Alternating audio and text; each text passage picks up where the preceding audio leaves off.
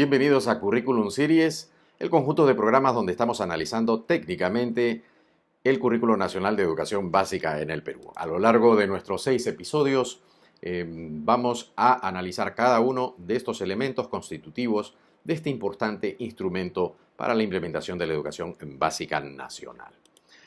Estamos ya en el capítulo 5, donde vamos a abordar estas 3 categorías que son importantísimas para la práctica docente y para la implementación del currículum. Capacidades, los llamados estándares y los desempeños. Así que vamos a realizar el análisis. El Currículo Nacional define las capacidades como un conjunto de recursos. La gran pregunta que hay que realizar es si estos recursos son heredados o son aprendidos.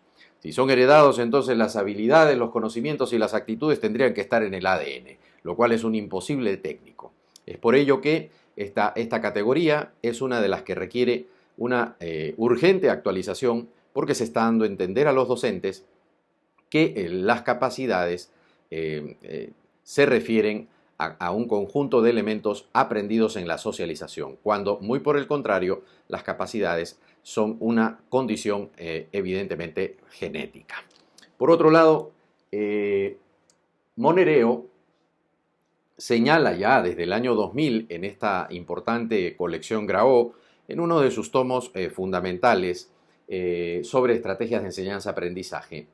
Monereo, que es un doctor en psicología y especializado principalmente en psicología del aprendizaje, uno de los principales o el mayor referente de evaluación y de competencias de habla hispana, sostiene que es frecuente que el término habilidad se confunda con el de capacidades. En relación al primer binomio, capacidad-habilidad, hablamos de capacidades cuando nos referimos a un conjunto de disposiciones de tipo genético que, una vez desarrolladas a través de la experiencia que produce el contacto con un entorno culturalmente organizado, darán lugar a habilidades individuales. De esa manera, como puedes observar, las habilidades son una condición genética, mientras que las habilidades son una condición aprendida. Ninguno de los aprendizajes que se encuentran en el currículum o se ubican en la información genética, ni de los niños ni de los adolescentes, por lo que en la categoría capacidades no debió de utilizarse de manera arbitraria, sino por el contrario, debió de emplearse la categoría habilidades. Respecto a la categoría estándares, surge también una gran contradicción, porque en el currículo nacional se utiliza esta categoría para referirse a lo que en realidad son mapas de progreso. No hay una justificación técnica para que los trabajadores del Minedu hayan cambiado, en esta versión del currículo en el 2016, hayan cambiado la categoría mapas de progreso por la categoría estándares. Los mapas de progreso, estimados colegas, se originaron en Australia. Fueron ellos los que inventaron los mapas de progreso y posteriormente ¿sí? Los utilizan nuestros colegas en el Ministerio de Educación de Chile. ¿Ya? Por supuesto, los mapas de progreso de Australia son tremendamente superiores a los de Chile, sin embargo, los de Chile son los más rigurosos y mejor elaborados de la región. Posteriormente, el Perú también emplea los mapas de progreso, pero para la versión del currículum en el 2016 se decide utilizar la categoría estándares de manera completamente arbitraria, mientras que en Chile utilizan para el mismo tipo de instrumento la categoría que corresponde, que es mapa de progreso, y por supuesto en Australia también. Entonces la gran pregunta es si en Australia, que inventaron los mapas de progreso, en Chile, que los han logrado implementar muy bien los mapas de progreso, y en el Perú, que también se están utilizando los mapas de progreso, ¿por qué se les denominó arbitrariamente estándares? Aquí tienes la portada de los 3 documentos que puedes observar. El de Australia es del 2005, es el mapa de progreso de matemática.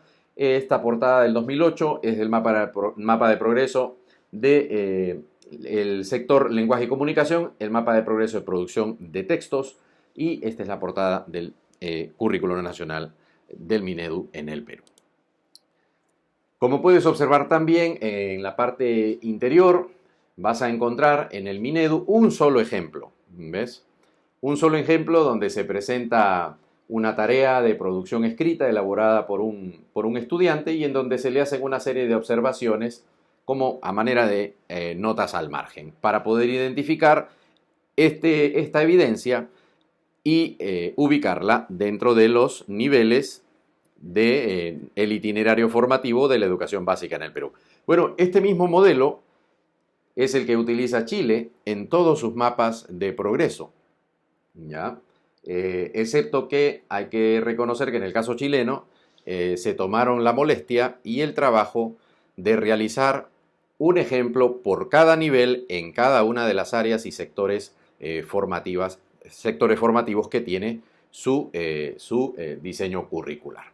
Mientras que en el Perú se presenta un solo ejemplo, en el caso de Chile se tomaron más o menos, según me indican los colegas del sur, se tomaron aproximadamente 6 años para poder lograrlo.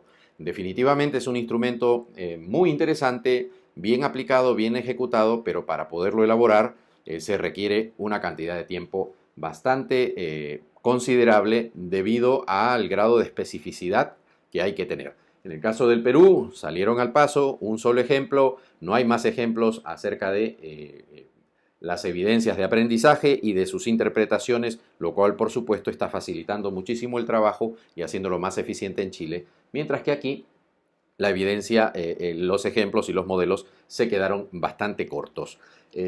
Como puedes observar, el ejemplo que se utiliza en el Perú, el único ejemplo que se utiliza, es tremendamente similar y obedece a las mismas características a las que se están empleando en Chile. Entonces, Chile lo denomina mapa de progreso, mientras que en el Perú lo denominan arbitrariamente estándares. Sin ninguna justificación, se cambian las denominaciones y esto va generando pues una mayor confusión en nuestros docentes, sobre todo porque el currículo nacional debe ser un referente con suficiente validez y confiabilidad en el campo de la didáctica y la tecnología curricular. Por otro lado, tenemos un problema de descontextualización, ya hablando de la categoría desempeños, porque los desempeños son actividades específicas que identificamos en el campo profesional. Quien les habla viene de identificar competencias en más de 50 campos profesionales distintos y en más de 100 carreras profesionales dentro de esos campos.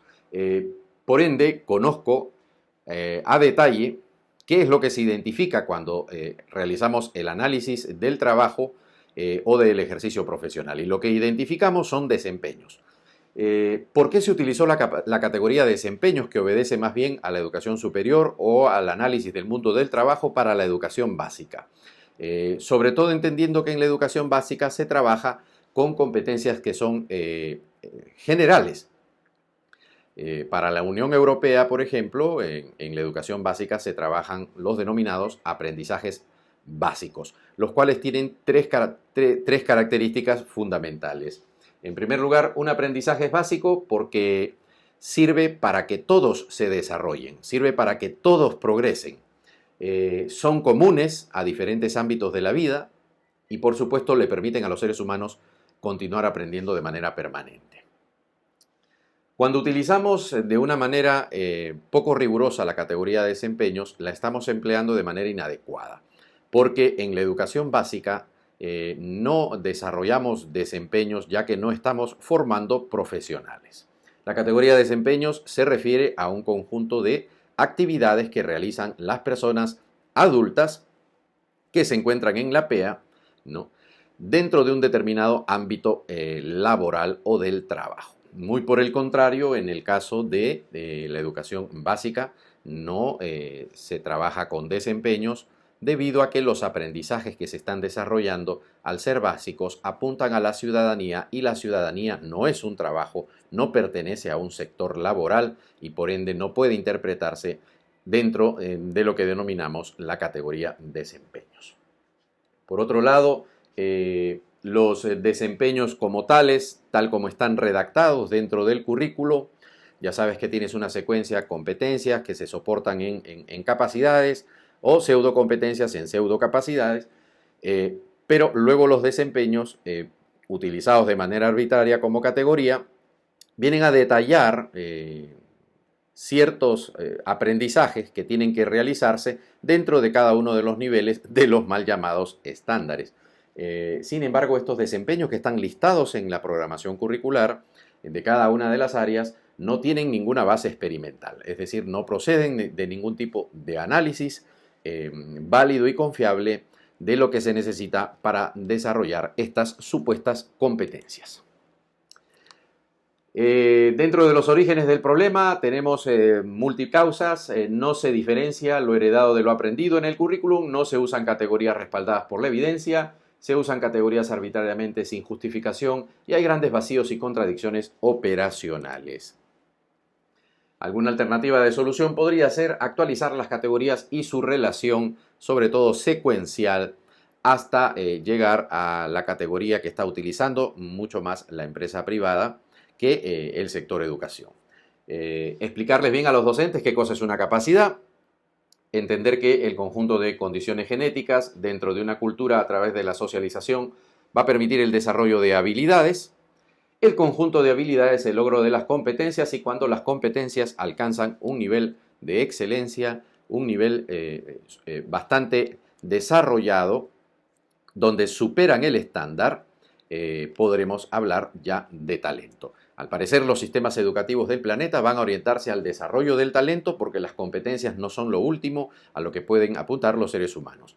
Hay seres humanos que superan las competencias y logran determinados grados de desarrollo de una determinada habilidad o competencia que supera los estándares. Al superar los estándares, entonces hablamos del talento. Se considera también que en el siglo XXI la principal competencia de las economías mundiales será por atraer los mejores talentos del planeta e incorporarlos a sus industrias y a sus sectores económicos, ya que el talento se encuentra en directa relación con la mayor productividad y competitividad no solo de las organizaciones y empresas, sino también de las economías y los países.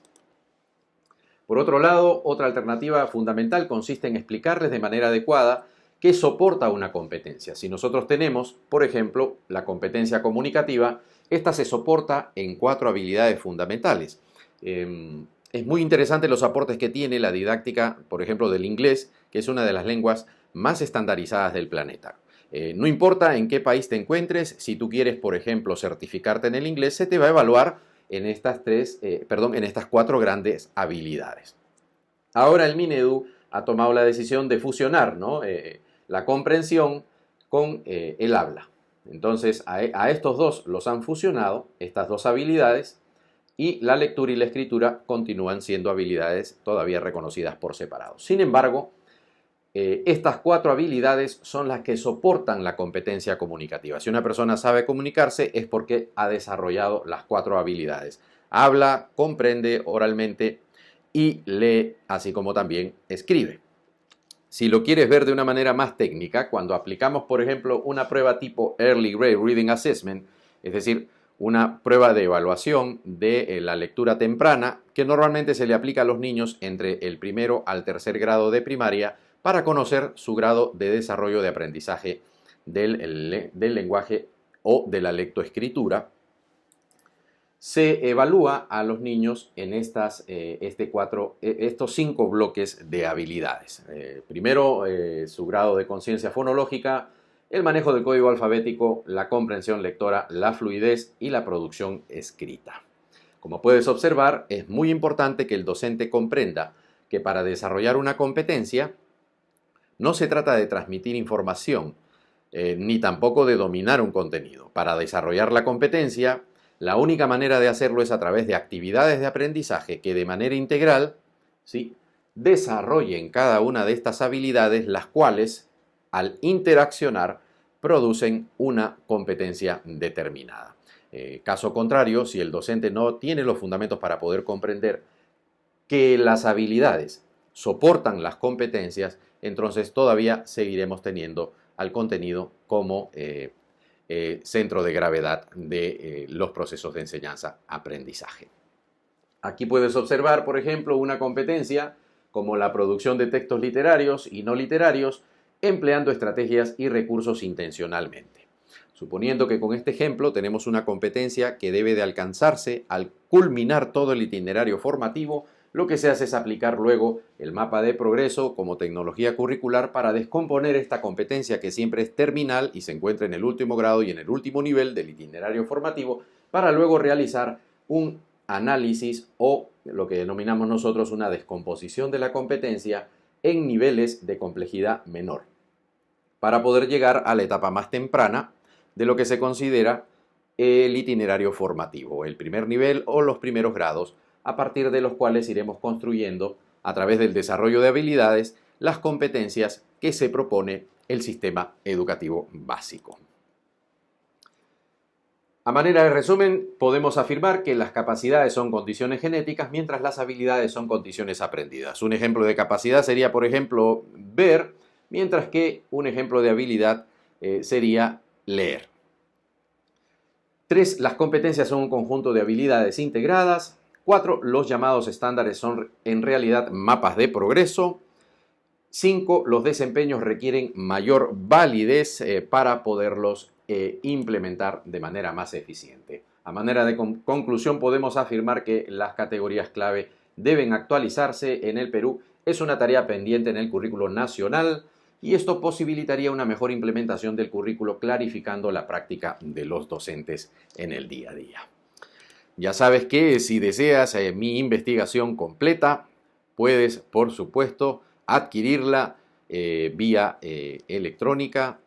Ya se encuentra a disposición de todos ustedes para todos los departamentos del país y, por supuesto, en el extranjero. Defectos de fábrica, la primera investigación del currículo nacional básico en el Perú, que aborda todos los límites y las necesidades de mejora técnica que tiene este importante instrumento nacional. Como siempre, querido colega, mantente en contacto, suscríbete al canal Open Didactic Academy para que no te pierdas ninguno de los futuros episodios y programas con nuestro contenido exclusivo. Te agradezco muchísimo por tu atención, muchísimas gracias.